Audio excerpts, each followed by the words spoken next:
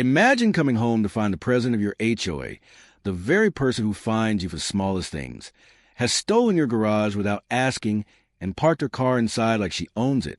What would you do? Most people would argue, maybe even call the cops, but this man, he came up with a plan so clever, so satisfying, that it turned the entire neighborhood against her. And trust me, you'll want to watch until the very end to see how it all unfolds. Before we dive in, if you love stories about justice, karma, and sweet payback, make sure to hit that subscribe button and turn on the bell, because you won't want to miss the next one. Imagine this. You just come home after a long, exhausting week. All you want is to relax, maybe enjoy a good meal, and finally get some rest. You pull into your driveway, hit the button to open your garage, and expect to see the same empty space you always do. But instead, you're met with a sight that nearly makes you slam on the brakes. There's a car parked in your garage.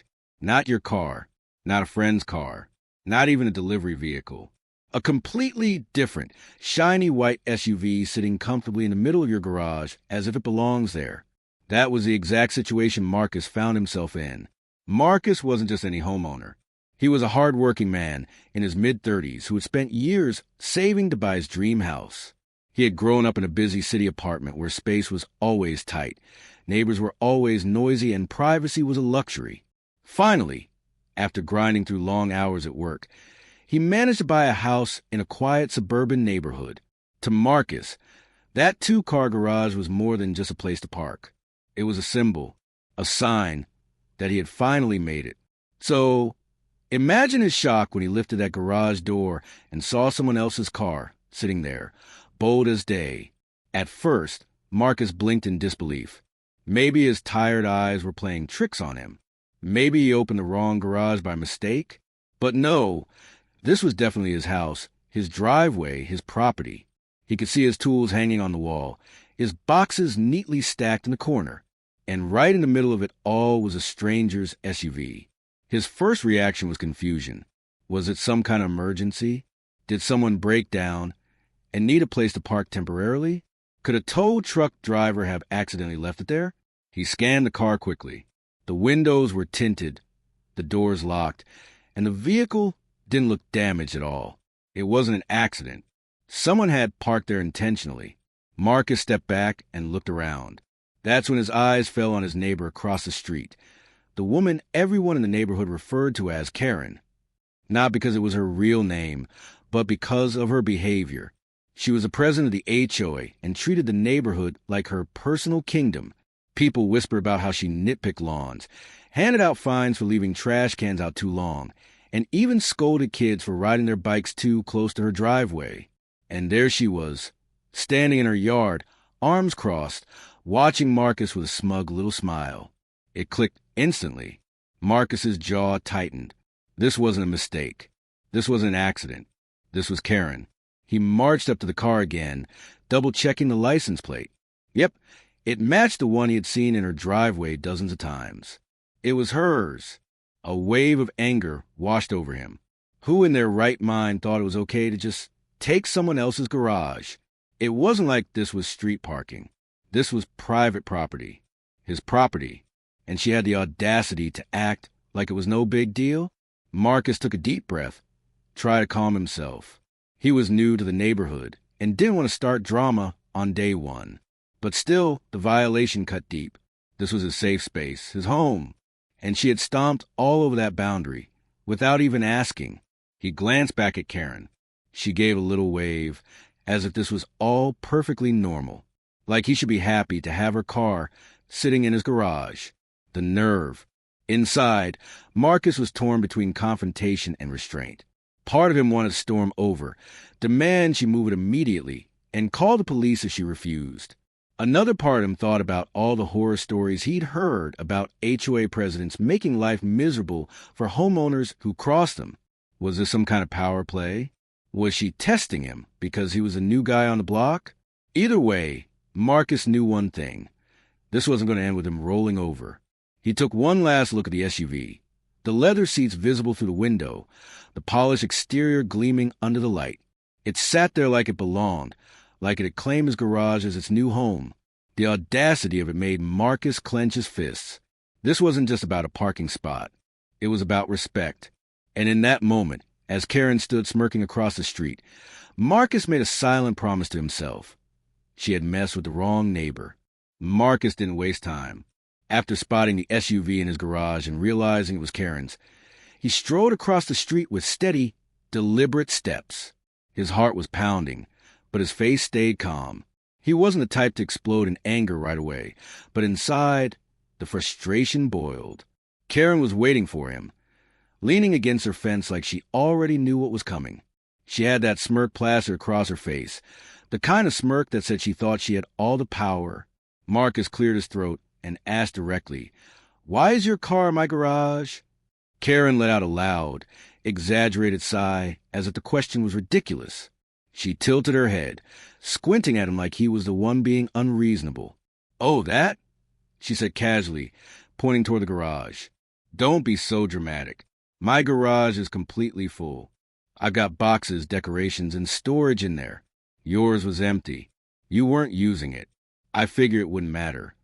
Marcus blinked, stunned by the audacity in her tone. She wasn't apologetic. She wasn't embarrassed. She was acting like it was the most normal thing in the world to just park in someone else's garage. "I don't care if mine looks empty," Marcus shot back, his voice firm. "It's mine. You can't just park there without asking." Karen gave a short laugh, brushing off his words like they were dust on her shoulder. "Oh, relax. It's just for a few days. I needed the space. You're new here, so let me explain how things work around here. I'm the HOA president. I make sure this neighborhood runs smoothly. If you've been here longer, you'd understand.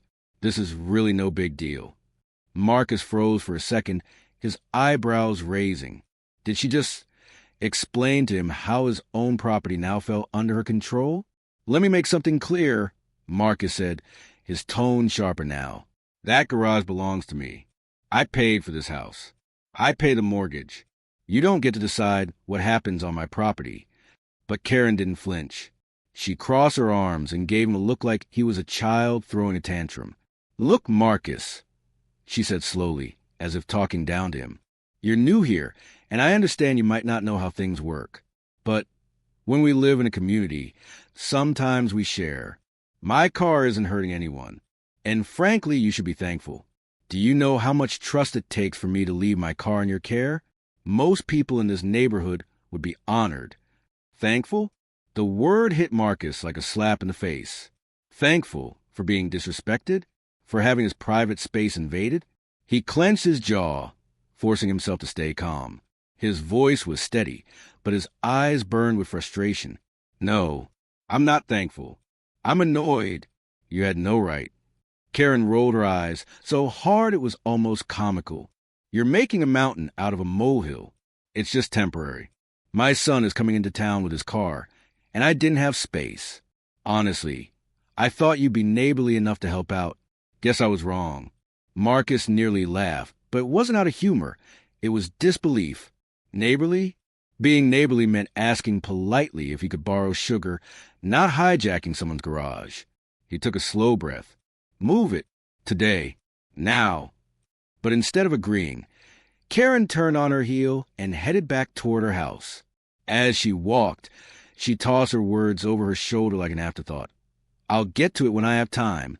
Don't stress so much." The garage door remained closed. The SUV stayed exactly where it was. Marcus stood there for a long moment, hands on his hips, watching her disappear inside her house. His blood boiled. He had confronted her directly, laid out the boundaries, and instead of respecting him, she had dismissed him like his words didn't matter. And deep down, Marcus realized something important. This wasn't about parking. This was about power. Karen wanted to test him. She wanted to see if he'd cave, if he'd accept her authority as HOA president, if she could push him around because he was new. The thought made him shake his head. He'd worked too hard for this home to let someone treat him like that. As the sun set, and he sat inside his living room, Marcus replayed the conversation over and over. Every smirk, every dismissive wave, every arrogant word about how he should be thankful. It was burned into his mind. He thought about calling the police, but he knew they might chalk it up as a civil matter. He considered contacting the HOA board, but Karen was the president. She controlled the narrative. He even thought about hiring a tow truck, but then worried Karen would twist it, accuse him of theft or property damage, and drag him into an unnecessary legal mess. For a moment, he wondered if this was what his neighbors had gone through before. Was this why people avoided her? Was this why she had that reputation? Marcus realized something else, too. Karen wasn't going to back down easily. She believed she had the upper hand. And that's when the spark of an idea began to form in his mind. If Karen wanted to play power games, Marcus would show her just how powerless she really was when it came to his property. For now, though, he simply sat there, staring at his closed garage, listening to crickets outside, and silently promising himself this wasn't over. Not by a long shot. Marcus lay awake that night long after the house had gone quiet. Karen's smug face kept replaying in his mind like a bad commercial. He wasn't a vindictive man by nature. He worked hard, kept to himself, and liked things simple, but the feeling of someone trampling on his boundaries stirred something deeper. This wasn't just a parking dispute. It was about respect, dignity, and setting a precedent. If he let this slide, what would stop her from doing something worse next week? He thought through his options like a lawyer preparing a case. The obvious moves had drawbacks. Call the police, plausible, but likely to be a civil matter they wouldn't take seriously. File a complaint with the HOA, a non-starter. Karen was the HOA president, and pride would blind her to any reasoned outcome. Hire a tow truck, risky, if he attempted to tow a vehicle belonging to the HOA president. Karen could scream theft, claim harassment, or drag him into a lengthy dispute. Marcus pictured the headlines in the neighborhood grapevine and the late-night calls from people who didn't want to be entangled in petty drama. He didn't want a courtroom spectacle. He didn't want letters and angry phone calls from an entitled neighbor who thought authority equaled immunity. What he wanted was quiet, his life back, his space respected. And for Karen to learn quietly that she could not take whatever she wanted from people who had worked for it. He wanted her to feel a consequence that was proportionate and unavoidable, yet legal and clean. That's when the idea came to him. If she wanted to treat his garage like her personal valet, he could treat her car the way she treated his peace. Temporarily, legally, and with a little theatrical flair. He would deny access, but he would do it without violence, damage, or escalation. He would lock the garage and walk away. Let her choices, knocking, pleading, calling officials, threatening, be the soundtrack. Let the neighborhood watch her reactions and make their own judgments. Let her entitlement become the problem she had created. Marcus didn't decide overnight. He tested the waters. He asked a close friend, Jamal, who'd lived in the area for years, what he thought. Jamal listened, then nodded slowly. You could make a big deal out of it, he said. But sometimes the best lesson isn't a fight. It's a mirror. Jamal liked the idea of a non-confrontational but firm response. Deny the privilege she assumed and don't be baited into drama. Marcus felt reassured, not because Jamal drank the Kool-Aid, but because his friend reminded him that dignity sometimes meant showing the right kind of strength. He crafted the plan carefully. First, no vandalism, no damage, no threats. That would keep him on the right side of the law. Second, absolute clarity. He would lock the garage and keep the keys. No ambiguous signals, no mixed messages. Third, no public shaming. He wasn't going to broadcast her mistake online or in the neighborhood forum. He wanted her embarrassment to be earned through her own actions, not because he humiliated her. Fourth, he would remove himself from the immediate crossfire. If she had a meltdown, he didn't want to be there to fuel it. 10 days. He decided. Long enough for the neighborhood to take notice, short enough to be reasonable. Booking the vacation was part spontaneity, part theater. Marcus had had a trip to Florida on his mind for months, but never quite pulled the trigger. Now the timing felt almost poetic. If she wanted to play the landlord of other people's lives, he'd treat it like a weekend of rest that she'd never expect. He opened his laptop, compared flights, and chose a direct one with reasonable times. No dramatic Instagram posts announcing his moves.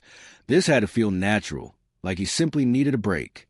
He packed like someone preparing for an ordinary getaway. A couple of shirts, a toothbrush, a pair of shorts, and a novel he'd been saving for quiet days. The night before he left, Marcus moved through the house with methodical calm. He checked the garage door one more time, making sure nothing mechanical would give her an excuse. He wrote a brief, measured note and left it on his kitchen table. Not for Karen, but for himself, a reminder of why he had to stay composed. The note read, "Do not stoop, do not escalate. Teach, don't humiliate." It wasn't vindictiveness he wanted. It was a lesson in boundaries. On the morning of his departure, he stood at the garage with the key in his hand a little longer than necessary. The sunlight glinted off the SUV's windows through the slightly lifted door, as if the car were smugly winking at him. Marcus felt a surge of odd satisfaction. He thought of his father, who had once told him, "You don't have to win every fight, son. You just have to make sure you're not the one being walked over." Marcus felt he was honoring that advice. This was not about being petty. It was about protecting what he'd earned. He lowered the door, step by step, listening to the motor's whir. The garage sealed with a resonant click. Marcus slid the lock across the bolt and turned the key deliberately. He didn't shout.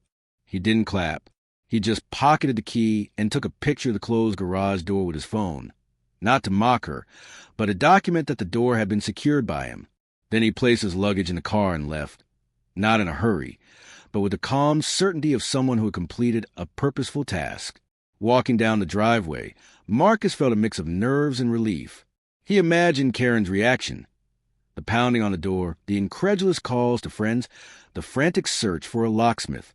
He imagined her indignation echoing through the street. But more than that, he imagined the neighbors, people who had suffered her petty rules and snide remarks, watching and realizing she was just another neighbor, fallible and flawed. Marcus didn't crave spectacle. He just wanted the balance to tilt back a little. As his car drove away, Marcus glanced in the rearview mirror at his house once more. The image of the closed garage was a small, private victory. For 10 days, he would take real rest, beaches, sunsets, long walks without interruption. And while he relaxed, Karen would have to face the consequences of her entitlement without the fuel of a live confrontation.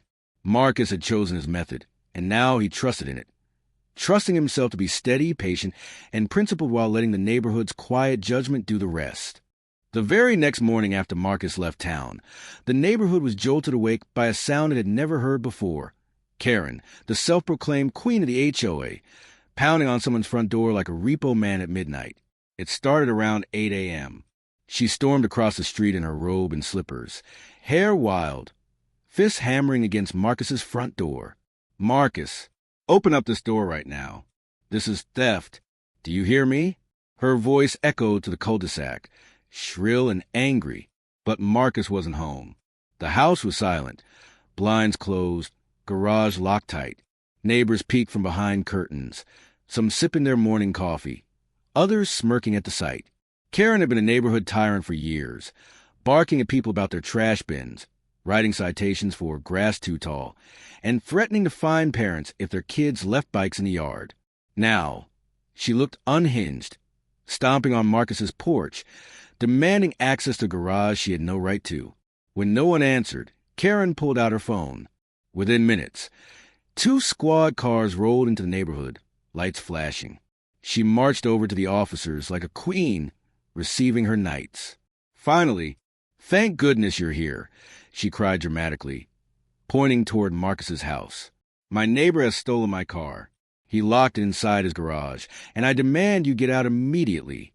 The officers exchanged a glance. One of them, Officer Daniels, asked calmly, "Ma'am, when was the last time you saw your vehicle?" "Yesterday. I parked it in his garage, and now he won't let me get it." The silence that followed was almost comical. The second officer raised an eyebrow. "Wait, you parked in his garage? Without his permission?" Karen huffed, folding her arms. "Don't twist this around. His garage was empty, and I'm the HOA president.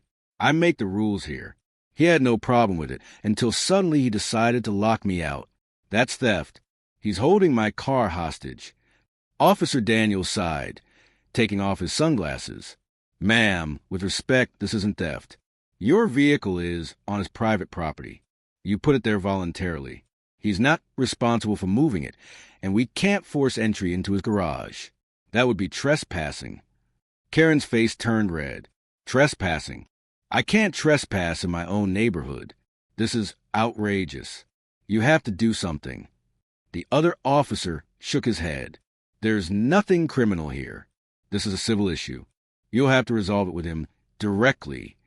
The meltdown began in full force. Karen's voice climbed an octave as she stomped her foot like a child. "Do you have any idea who I am? I'm the HOA president. I'm in charge of this community. If you won't help me, I'll have your badges." That was the breaking point for the officers. They didn't arrest her, but they certainly didn't entertain her tantrum either. With curt nods, they got back in their cars and drove off, leaving Karen fuming on the sidewalk. The neighborhood had witnessed it all. Curtains twitched, phones recorded discreetly, and word spread like wildfire. Karen called the cops because she had parked illegally in someone else's garage and now couldn't get her car back. By day 3, Karen's panic turned into desperation. She called multiple locksmiths, begging them to help retrieve her vehicle. Each one refused after learning the garage wasn't hers. She tried a tow company, but they laughed and explained they couldn't tow a car that was inside someone else's locked garage. Day 4 brought even more drama. Karen printed flyers accusing Marcus of being a thief and slipped them into neighbors' mailboxes. The stunt backfired badly. Instead of sympathy, people were irritated. They knew Marcus was quiet and respectful, while Karen had a long history of overstepping boundaries. Many of them had their own horror stories of her threats and fines. This was karma in real time, and they were secretly enjoying it. By day 6, Karen was unraveling. She was seen pacing her driveway, phone glued to her ear, yelling at whoever would listen. Attorneys, HOA board members, even the city council. None of them could intervene. Every legal expert told her the same thing. You put your car there voluntarily. You have no case. Her arrogance began to crack. Instead of barking orders, she now looked anxious. The HOA board, tired of her antics, started holding meetings without her. Whispers floated around that maybe it was time for a new president, someone who didn't abuse their authority. On day 8, Karen's meltdown hit its peak. Witnesses swore they heard her screaming at the garage door itself, as if yelling loud enough would magically open it. "You can't do this to me, Marcus." "Do you know who I am?" she shrieked. A neighbor across the street joked. "Yeah, we all know who you are. That's the problem." Laughter rippled quietly from porches and windows, but no one dared say it loud enough for her to hear. By day 9, Karen was nearly broken. Her SUV, once her pride and joy, was now a monument to her entitlement. Dust gathered on the hood, visible through garage window. Every time she passed it, she was reminded of the one thing she couldn't control. For someone used to dictating every detail of the neighborhood, from mailbox paint colors to how long Christmas lights stayed up, this was torture. The mighty HOA president, trapped by her own arrogance, powerless in the face of a locked garage door. And then came day 10, the day Marcus returned. The moment his car rolled into the driveway, Karen bolted out her house like a storm. Her voice, raw from days of shouting, cracked as she screamed, "Do you have any idea what you put me through?" But Marcus, calm, refreshed, and tanned from his vacation, simply smiled, reached into his pocket, and jingled the keys. The 10th day dawned with sunshine and a calm breeze. For most people in the neighborhood, it was an ordinary morning, but for Karen, it was do or die. She had spent the past week pacing, ranting, and calling every authority she could think of. Yet her SUV was still locked inside Marcus's garage. Each sunrise was a fresh reminder that she wasn't in control anymore. When she saw Marcus's car finally pulling into the driveway that morning, she nearly sprinted out of her front door. It was the first time in 10 days she'd seen him, and she came charging across the street like a storm, her face flushed with equal parts relief and fury. "You!" she shouted, pointing an accusatory finger as Marcus stepped out of his car. "Do you have any idea what you put me through? 10 days without my car. 10 days of humiliation in front of my neighbors. You are going to pay for this."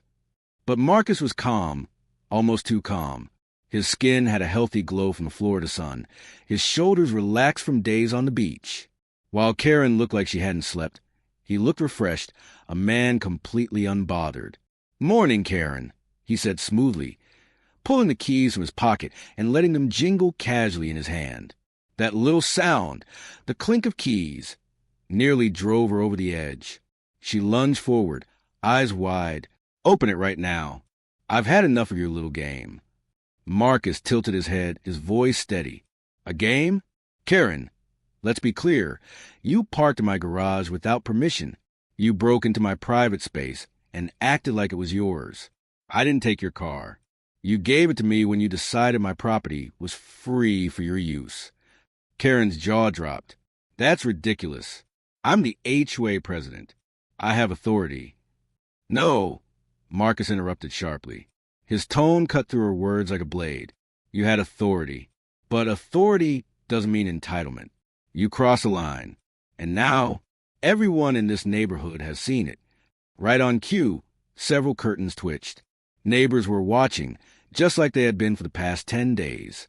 Some stood on their porches, coffee mugs in hand, enjoying the drama. Karen had spent years policing everyone else, and now the spotlight was firmly on her. "You embarrass yourself," Marcus continued. "Calling the cops? Passing out flyers? Screaming at my garage door? That wasn't me humiliating you. That was you showing everyone who you really are." Karen's face turned crimson. "They'll side with me.